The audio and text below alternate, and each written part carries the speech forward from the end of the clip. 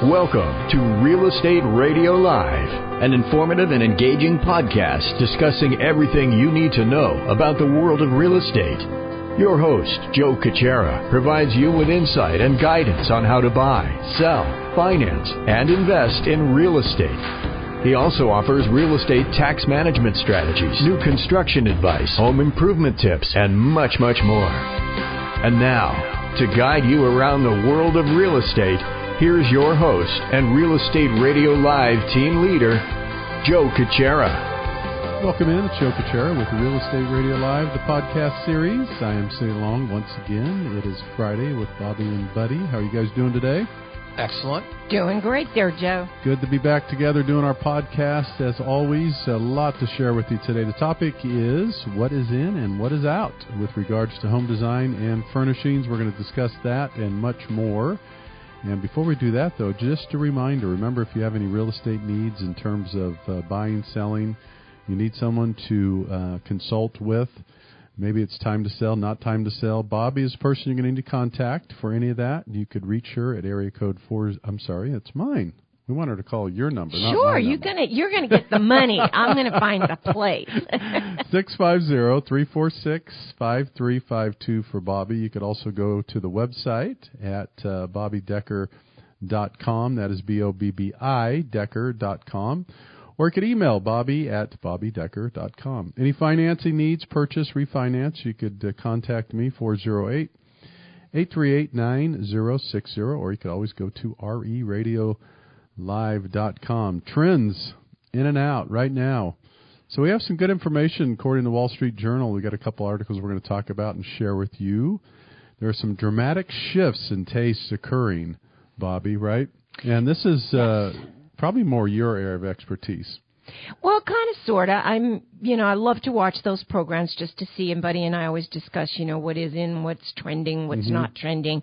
But it was very surprising that on December 31st in the Wall Street Journal, they ran an article, and then I'll be darned if not a week later, January 6th, on 2017, they ran yet another article with regards to kitchens. The first one was regards to what's trending in, what's trending out. But, it shifts quickly. It really does. Markets shift quickly, and ideas and what I love and what I don't love. A lot of the programs like Love It or List It or Flip or Flop, I mean, they're still showing this open concept, and Buddy loves talking about it, so I'm not going to jump in on his material. But just what was said in the Wall Street Journal shows that, my goodness, look at the taste. 2 or 3 weeks ago, even a month ago, they were saying, oh, it was in, and now it's morphing right in front of our little eyes. Wow. So you've got ascending trends and descending trends. So, Bud, this is your lead-in, kiddo. Go for it. Oh, I get to do the open floor plan issue off the bat. Oh, I love it. I love it because it drives me crazy. It's the artiste in him. It drives me crazy. No, it's probably the social aspect of things for me because can you imagine? I actually have a solution which I'll get to. It's a little peculiar, but it's a solution nonetheless. The scenario is, yes, people love to hang out in the kitchen, have a cocktail, maybe on hors d'oeuvre. People don't love to hang out in the kitchen, see 5 or 10 pots and pans stacked up. That's true. While your dining room is right next to the kitchen, and you got all this stuff all over the place because you just cooked this wonderful meal. To me, that's not appealing. So I haven't been able to grasp this open concept issue at all between a kitchen and a dining room in particular. Maybe a kitchen and the room where the family hangs out, and the great room, you throw the food at them. That's okay. But for entertaining, a beautiful dining room separated from the kitchen makes all the sense to me. But the trend is away from this now. They're saying, okay, let's put those walls back that we tore out 5 years ago for you. We know where they used to be. We'll put them back in. So you've got a separation between the kitchen and the dining area. And so you can have perhaps a little more formal entertaining and a little more entertaining as opposed to pots and pans stacked up in a sink. But I mentioned I have another solution. And you guys are just going to love this. Can't wait to hear it. So there's these people that love to cook, okay? Yep. But they also love the beautifulness of a really beautifully built-out kitchen. So 2 kitchens. Wow. is the answer. Okay. Oh, good. Okay. Well, you're going to have to save that thought for the second half. 2 kitchens. I've heard of 2 dishwashers. But Oh, wait. He's jumping in. He's jumping in on what we're going to do in the second half of this program. Yeah, so this is a cut. We'll leave it here, and we'll come back to my profound idea. Let's get back to that. Okay. So, Joe, what do you see? What do I see? as trending out? I think you're the rigid geometric guy, aren't you? I am more the open, but I am the rigid. That's for sure. That's the rigid going out. Geometrics is for sure, and so that's an interesting one, and this is the one that I have to dive in and have some fun with. So, rigid geometrics. Do we know the dynamics and the definition behind this? Yes, the hard edges. Hard edges and stark patterns are fading away as we strive to add warmth to your homes. Okay. Amen. Got it. Yeah. And that's because 2016 was not a warm year. Yeah. You didn't get the warm and fuzzies in 2016? No. So enough of the wild and crazy, they're saying here, in other words. Mm-hmm. Intile's Italian designers talk about the decrease in sharp hexagonals. Mm-hmm. Oh, my gosh. And octagonals.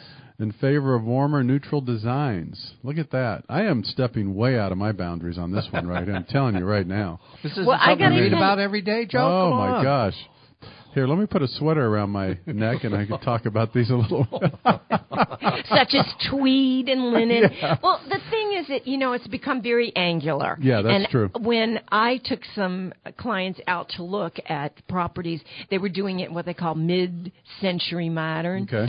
They had in these kitchens dining room sets or kitchenette sets, that's what we used to call them, that I wouldn't have. They had plastic seats and Formica tops, and they were very angular, and they were done with aluminum or brass. Redo 50s. Yeah. Retro. We're harkening back retro to the 1950s. And what they're saying is we're getting away from that now, Joe. It's got to be warmer, fuzzier. You want people to come in and feel as though they're being enveloped by your house, not just angled by your house. I've got one that if you've gone to all those redo shows on television, they always take down the hallway arch and replace it with a square frame. Well, now they're... Yeah, you're right. So 90% of the time, hey, why don't you leave that beautiful round arch? That took more work to create that beautiful arch than it does to create a square box. Yeah. So let's leave some of those things intact, or even let's start to build a few of those things in that bring warmth and kind of classic character back into your home. You want me to tell you something real quick that's even crazier than 2 kitchens? I just had a thought. We're really working. I really should have given you a tighter outline. You guys got me started. So you design an area in your house that's very warm and welcoming, right? Yes. And then you design another area in your home that's not so warm and welcoming. That way, when certain family members and friends come over that you don't want to stay long, you move them over in this to the one they don't like most. So much for working on an outline. That's good. We are digressing quickly. Joe and I can finish the show from here. We always promised each other we would lend support, so I will say absolutely nothing. I'm going to pallid pink because that's kind of how I'm feeling right now. Back to 1950s again. Well, I've never been, a person that's loved pink because it basically looks horrible on me, any color, unless it's probably shocking pink. That's okay. I can carry that with my skin tone. But we went to a lot of pink, and very, very light blushy. They called it blush. Okay. So designers are saying, no, that's not it. Now we need a little more vibrancy. And he did say something to the effect, no one looks good on a pink sofa. But... color is very important. Guys, do go neutral, but make it a warm neutral. Make it a beige or a taupey, and then you can throw color at it. It's amazing. Just beige amazing. And taupey. Is there a word for that? You missed the word. Gauge? Grayish. I love it. See what Joe and I know? Huh? You guys are we on it or cool. what? Listen to that grayish, and I haven't been drinking. Yes, that's right, grayish. The grayish color. And so let me lead you into your section there, Joe. What's happening with the glitzy gold? The glitzy gold is... Out. So we are going to go to what? Flashy? Nope, we're going from flashy go away to from flashy. pewter. Oh, to pewter. Scratched nickel, pewter, anything that goes with your grayish tones. Hey, we sound like we really know what we're talking about. Oh, we'll probably get a lot of reports. Yeah, a lot of reviews about this show, Joe. from the poor decorators we're throwing under the bus. No, hey, if there's anyone who is taking exception to this, go to the Wall Street Journal. We're blaming it all on them. That's right. Yeah, we're just reading what's there. December 26th and or January. No. Except for Joe and I's special ideas. Okay, I've got the floors. Okay. And I said the wrong dates. It's December 31st and or January 6th are these two articles. Okay. So I've got floors. Go back to Flip and Flop. Go back to the brothers. Go back to everybody. They're all putting in these dark wood floors, ebony, mahogany. Guess what? Now they're talking about actually something that probably existed and has kept alive a lot in California is light woods. So you've got your birch and all the light woods or stains for woods on the floor are now de rigueur. We're passing the ebony and dark flooring and we're coming to light flooring once again. And I'm not sure that Californians left that, but certainly as I've seen the other folks do their Flip and Flop and whatever else, they were always going with these very dark floors. They seem to look cool for the moment, but it just doesn't settle well with me for the long term. So I like the lighter floors. If you want to do something dark, do it on the walls. Then you can paint it out. You're absolutely right, bud. Much cheaper to paint. Once you put a floor in, there's some expense. Yeah, we'll take our first quick break here, and as we come out of this, what I'm thinking is, boy, better hire someone that knows what they're doing, right? With this type of stuff. Unless you have an eye for it or knack for it, some people do. I do not. Hire someone that knows how to do this stuff, because there's some beautiful stuff here. But isn't it amazing when someone really knows what to do, to put colors together? You just stand back and you go, oh, my God, how did you do that? Yeah, perfect. Yeah, perfect. Really good. But they got to be the right person. That's true. They have to think about what you are. Good point. What you prefer versus what they prefer. We've got some other stories we can tell after the break. Good point. All right, we're going to take a quick break. What is in, what is out with regards to home design and furnishing? We'll be back to continue in just a minute. For more information on today's program, visit reradiolive.com. That's reradiolive.com.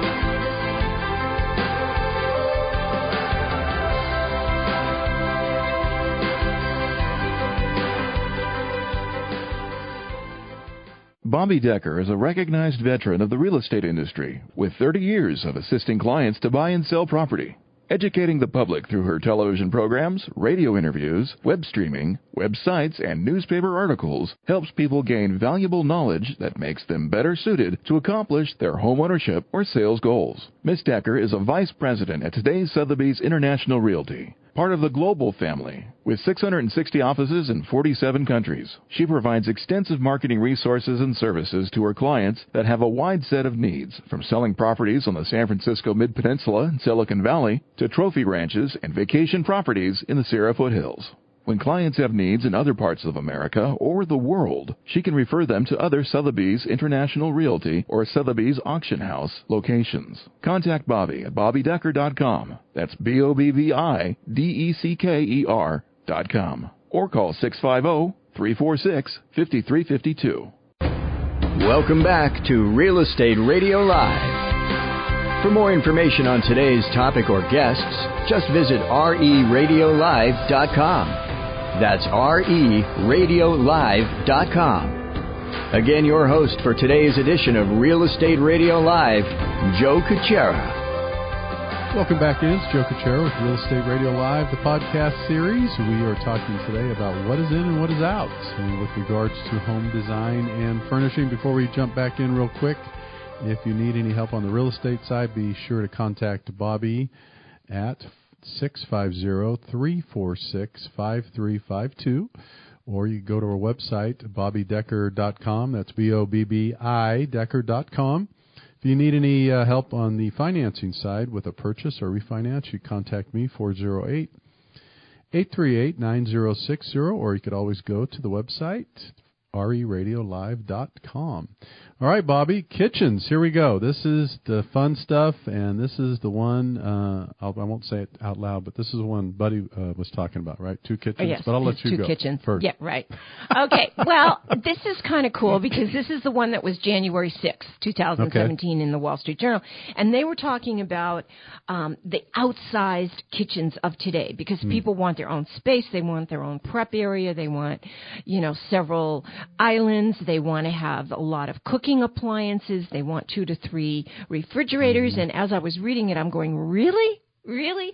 But that's what they want. But when, Joe, does gourmet become gimmicky? I mean, you love to cook. Yeah, I do. So are we talking about outsized egos?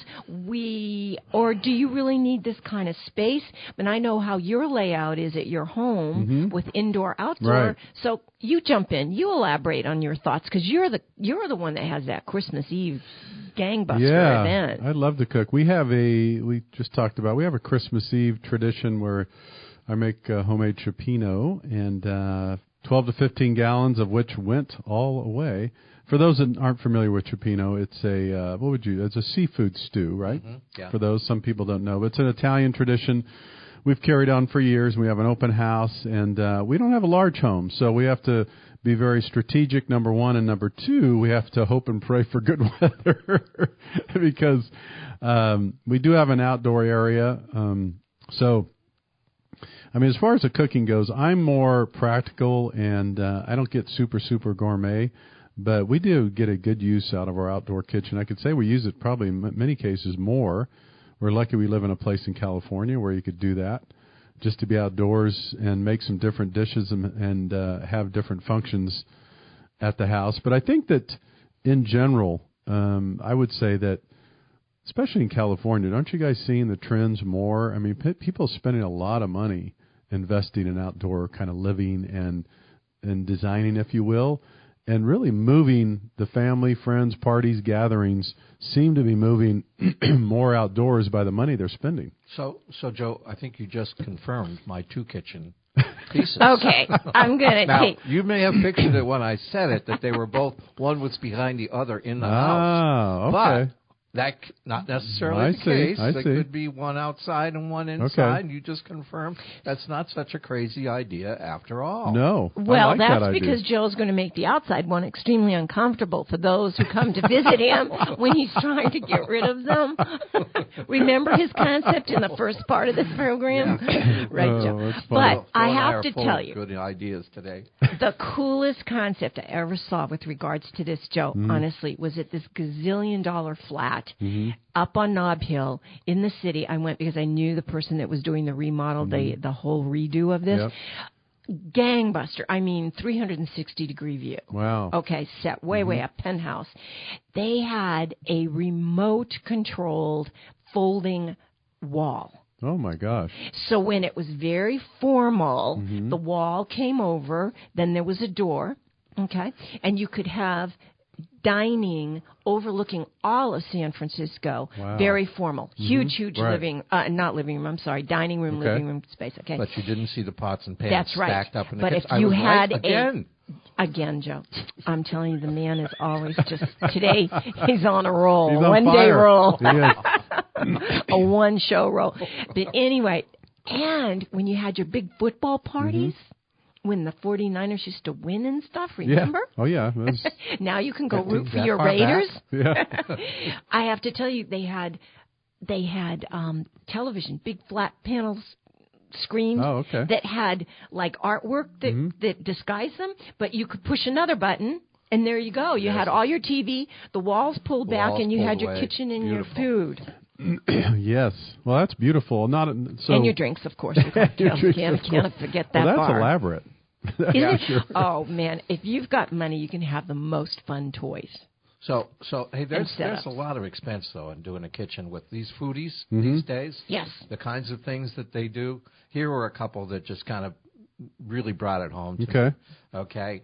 How about a teppanyaki? There we go. Grill top. Right. Just what you need is a teppanyaki, and if you haven't bought yours yet, they run around $3,400 to $4,000, and it's It's basically for Japanese style cooking.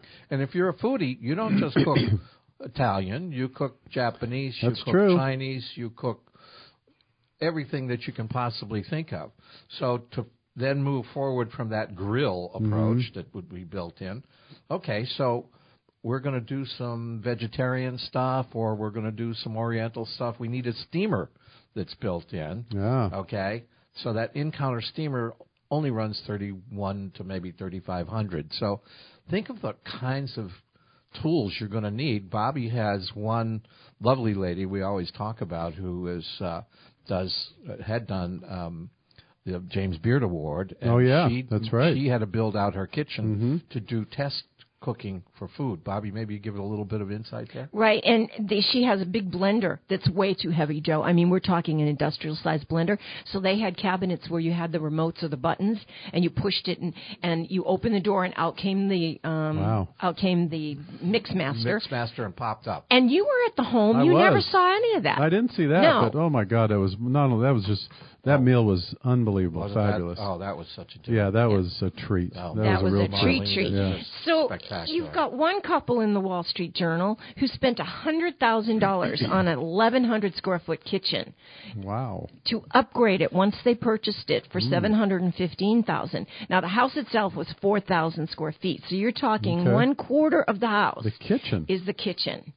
Now, the new kitchen had a 12-foot island, a 6-burner range with a double oven built into the island, a third oven and a microwave on a far wall, had 2 dishwashers, copper sinks on either end of the room, and then a trough sink, that's the prep sink, in the island. And then waste bins that would emerge by you standing or stepping on a foot pedal. And so what do you think, Joe? We're too close to Christmas.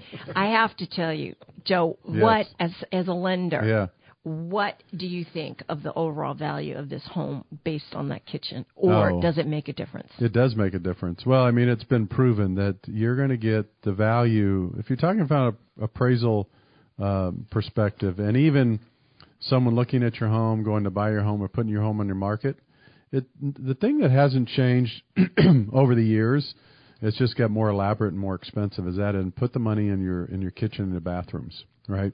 I mean, that hasn't changed a lot. Certainly the layout of the home, the design, a lot of the feng shui issues we've talked about before in the past. But the bang for your buck, when you put that kind of money in your kitchen, which is when you walk in and you see a kitchen like that's had an investment of that nature, I mean, that you're going to get a lot again. And for sure. And it depends on the location, of course. Yeah. I mean, it's always location. But again, I think for the most part, I hate to say you're always going to get it out unless you get, some people do get pretty elaborate and crazy. Yeah. And it all comes down to taste in the end. Right. What is the buyer's taste versus your taste? Right. Well, there was a increase. Okay, kitchen space has grown 53%. Since 1992, from this is normal. We're talking the big guys, but we're going 200. More. Yeah. Well, people are going into this prep. Let me show you my new tools, and let me do a flan, and not only a flan, but I'm going to caramelize the top. And in one particular case in this article, there's a candy corner. And what is a candy corner? It has 6 drawers, and that's for the snacks for the kids. Now, no, they're not spoiled, Joe. They just need to be able to find, Put locks on their those candy. drawers. And then a 2-sided fireplace in the middle of this space. Okay. So they are getting very, very elaborate. I'm not sure that kind of thing would bring money back, but if you have a well-thought-out kitchen, I'll bet you it does, doesn't it? Yeah, and I think that, most of the improvements, you got to be careful. Buddy had mentioned a minute ago, too. I mean, the kitchen, the money you're going to get, the investments in the kitchen, bathrooms, and a nice layout. But some things are just very personal. They are. Right? When you spend a lot of money on something very personal, Buddy's going to get into that. Yeah, we had a very interesting kitchen put in a condo complex by a lady that knew a lot about IKEA stuff. And so she went very radical. She put in 180 degrees away from the old refrigerator. She put in a European tall refrigerator, which gave her more space in a galley kitchen. The way she opened it up with the lights and the glass, you walked in and it was just stunning. And she had was so creative that she took this little galley kitchen and made it look like a chef's kitchen. She had the stainless steel rack where you put the pots and pans in a real chef's kitchen, and it was amazingly different than the past. But you had to like it. I mean, you had to be in love with it. That was a critical factor. The good news is this was so well done, like you mentioned, Joe. Most everybody went, wow. Yeah. This is the first time I've sold it 4 times. And this is the first time somebody took issue with the refrigerator. And she had the double drawer dishwasher. Okay. And it's the first time because now the foodies need space to store all the food.